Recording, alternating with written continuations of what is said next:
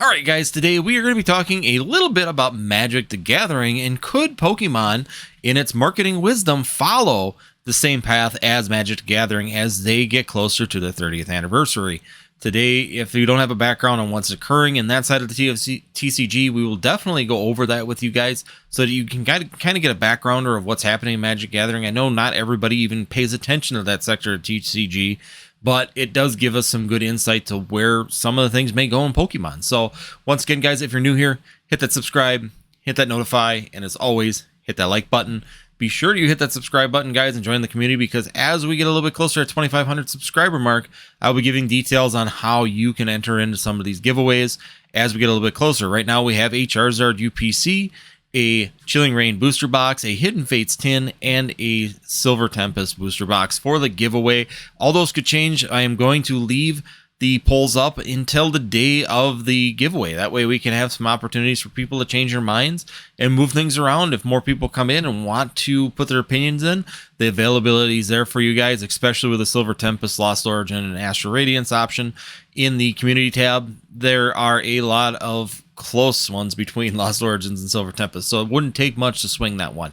So I'm going to leave that up to you guys all the way up until we get there, but definitely going to give you some options to enter the giveaway or get more opportunities to win the giveaways when we get down to that final 100 subscribers, moving closer to 2,500. So with that out of the way, we're going to go ahead and take a look and give a backgrounder on Magic the Gathering on what is happening. Now, if you guys are not following it, then this will be news to you, is that they are selling a booster box of Magic the Gathering 30th anniversary for $1,000. $999 is the price for 4 packs. Four packs. I can put it on one hand for the number of booster packs inside of this booster box. Now, there are two sides of this fence right now, and the other part of this is that they pulled cards from their... So just for people that don't follow Magic the Gathering, back in 1996, they created a reserve list.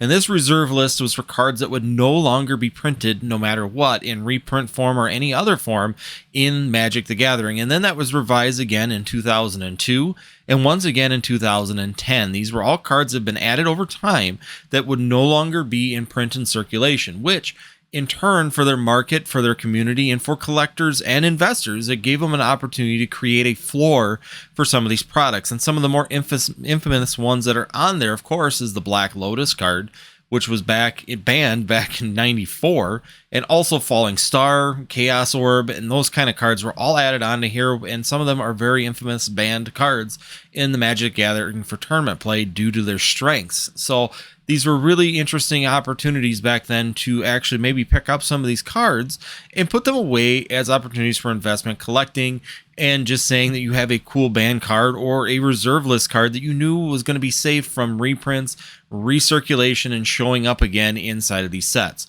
So just to give you that basis on what we actually had with Magic the Gathering, because I remember when I was playing, the first reserve list came out in 96, and I remember that actually being released at tournaments during that time period. So I did start off with Magic the Gathering, so it is kind of interesting that I still follow it. I don't necessarily play or do a lot with Magic the Gathering currently, but it's definitely something I keep tabs on just because I do have interest in that TCG, because it's the original one I went with. And I actually continued to play that until 06 with my Pokemon until 06. I actually played Magic a little bit further than Pokemon just because I enjoyed it, and it was the original one that I started with. So it's kind of interesting to see where Wizards of the Coast and Hasbro has gone with this situation. And there are two sides to this fence right now. There are two camps right now that are sitting there and mad about the situation and are just pretty much not having anything to do with it. And the one camp, of course, is going to be the price. A lot of people are upset with the price. $1,000 is too expensive. Nobody can afford this product. $250 a booster pack is just absolutely ridiculous. There's nothing that good inside of there that's going to be cost that. And it price points out a lot of individuals. At least that's where they sit. Now, do I agree that a lot of people are getting price point out? Yes, I think that it is a really expensive product. Do I think it's a little bit ridiculous? Yeah, I mean, for 4 packs, to me, it is a little bit expensive. But for the diehard people that have been in the hobby forever, they probably don't have a problem with spending that kind of money on a collector's edition of the set that they love so much. Now, Do I agree that this is a bad thing? No, I don't think so. I think that overall, everybody has their decisions. Every company has their decisions on where the price point can be for a lot of these products, and at what point you know where you need to stop and where it's going to work for you for your consumers. And obviously, their marketing strategy came out with that $1,000 would work. I don't know if it's true or not. You know, that's another controversy, is whether or not they just shut down orders or if they actually did sell out, but they sold out or put the sold out sign up in 33 minutes after the release of Magic the Gathering here on Monday the 28th. So it didn't take very long to hit that sold out point, which means either A, they did get the sales that they were looking for, the sales volume that they were looking for this very, very cheap to make item. They didn't need to sell very many to make a lot of money, correct? The other part of it is too, is that if you look at it, the other side of their other camp that's sitting here, it's very angry, is of course accessing that reserve list. There are cards that are placed inside of this 30th edition that are from the reserve list, which is something that Wizards of the Coast had said that they would never do no matter what. And once again, it comes down to the credibility of your company, which is the issue I have with what has happened. When these cards and these reserve lists were put out back in 96 and 2002, I didn't follow the 2010 one very tightly, but I do know on those two, it was said by Wizards of the Coast that these cards would never be reprinted. There would be no more circulation of these cards, and that created that floor for the products that were being sold, which is a situation that is not good. When you break that honor or break that code. And that is where I think that there is some very good credibility to this 30th anniversary set to be extremely angry with the situation that they're in. The fact that we have these sets now that are getting a reprint of a card that was never going to happen is just detrimental to the Magic community, the Magic collectors, the Magic investors, the Magic people that have held on to these cards since 96. I mean, some people have had these cards since 96 because they've been on the reserve list. They knew that they'd never be reprinted. And it's a breaking of trust between the company and them. Now, the real turnaround that I have is this something that I could see happening in the Pokemon TCG? And the fact of the matter is that when it comes down to the reserve list, that's not something that's ever going to happen, because Pokemon, of course, has never made a reserve list. And they've done that intentionally throughout time because it gives them the ability to be able to continually reprint any product they want, such as the base set Charizard. They have reprinted that how many times now throughout history of the Pokemon TCG, whether it's in XY Evolutions, whether it's in Celebrations. We can go all the way back to Legendary Collections, Base Set 2, Base Set. I mean, it's been printed a ton throughout the history of the Pokemon TCG. And Pokemon always leaves that gate open to be able to do that. And I think the collectors and the investors all know the opportunity cost of that gate being continually left open and not having that reserve list. But it's taken into consideration when it comes down to the hobby. The second part of it is, do I see Pokemon charging an extravagant amount for a booster box or a product in the future when it comes down to this TCG? And to be honest with you, I say yes and no.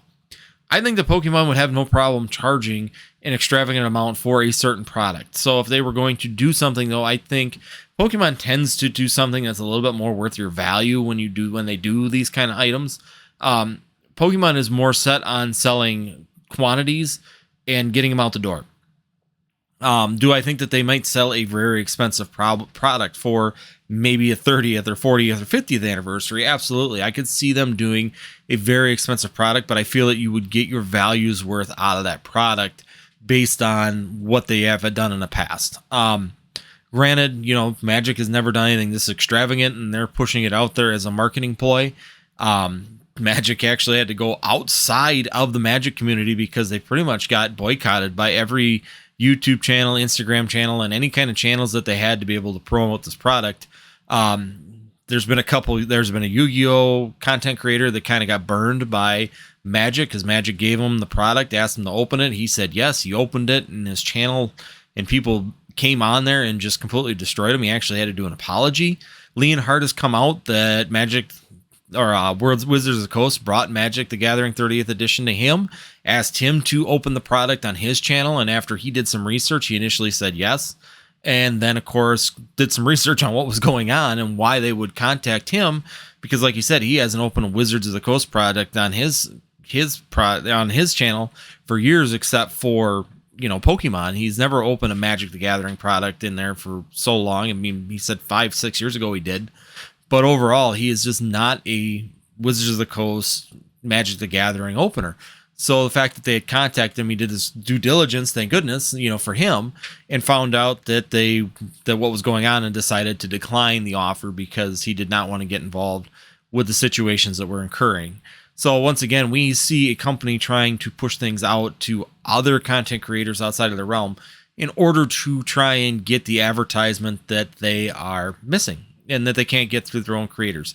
And when your marketing team isn't seeing the writing on the wall, when your own content creators are abandoning you on your 30th anniversary set, something that should be a prestigious moment inside of your TCG, there's a real situation. And I just personally don't see Pokemon getting to that point.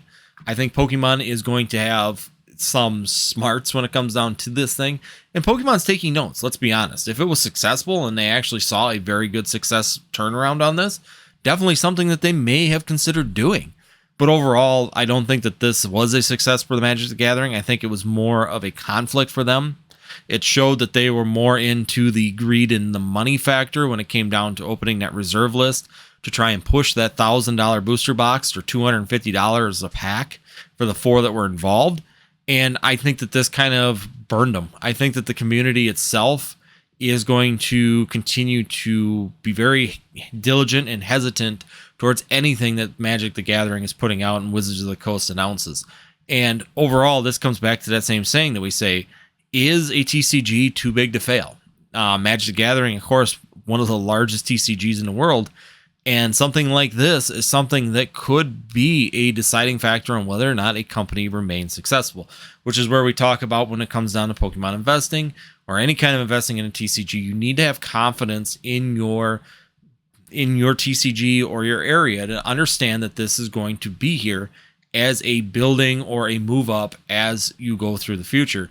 And something like this would really put some hesitation on investors and marketers, on collectors in the Magic TCG, that we might be seeing a little bit more of an exodus or some price dropping, a really big bear market continuing for Magic the Gathering, while other TCGs such as MetaZoo and Pokemon and Flesh and Blood are actually kind of moving into a normal market, or if not, a slightly bullish market. We're seeing some really good sales and some really good uptick on sales and movements. Prices are going up. Every one of the lower sets, even new release sets such as Silver Tempest, are not quite dropping under $100 yet this close to release. This should be the biggest pressure on these sets to be pushing them down under that $100 range, and it's just not happening. So once again, these things may continue to be an issue for Magic. Their decision making on this may continue to be a big hindrance to MTG at the end of the day.